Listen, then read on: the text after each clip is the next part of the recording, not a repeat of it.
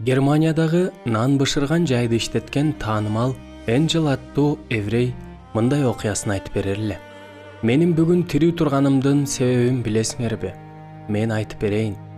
Ал кезде өспүрүм бала элем. Ошол кезде еврейлерди массалык түрдө өлүмгө кыйып жатышкан кез эле. Бизди поездге отургузуп, Аушвицти көздөй салып жиберишти. Вагондун ичи тоңдурчудай эле муздак болчу.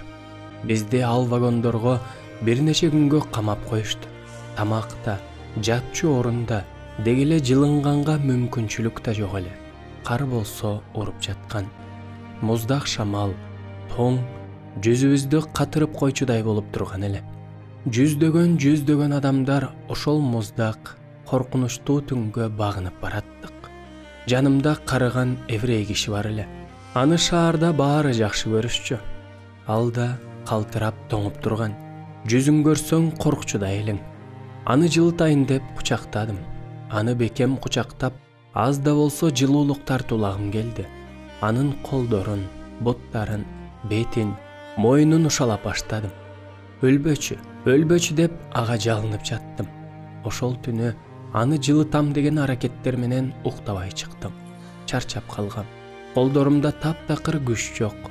Бирок ага карабай, ал кишинин кол башын ушалап жылытуунун аракети менен жаттым. Болуп көрбөгөндөй узун түн акыры бүтүп бараткандай эле. Күндүн алгачкы нурларын сездим. Өзүмө келип, айланамды карадым.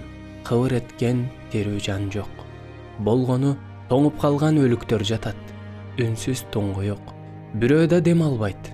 Өлүмдүн жан сыздаткан тынчтыгы бийлик кылып турган. Ошол суук түн баарын өлтүрдү.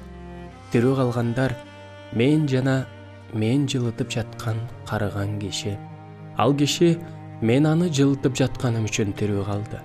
А мен болсо аны жылытам деген аракетте болгонум үчүн тирүү калдым. Ыйык жазууда мындай аяттар бар. Биз ишеними күчтүүлөр, алсыздардын алсыз жагын көтөрүшүбүз керек. Өзүбүзгө жакканды эле ойлобой, ар бирибиз жакыныбызга жакканды ойлойлу. Ал үчүн жакшы болуусун, анын ишениминин өсүүсүн көздөйлү. Машаяк да өзүнө эмес атасына жакканды кылган.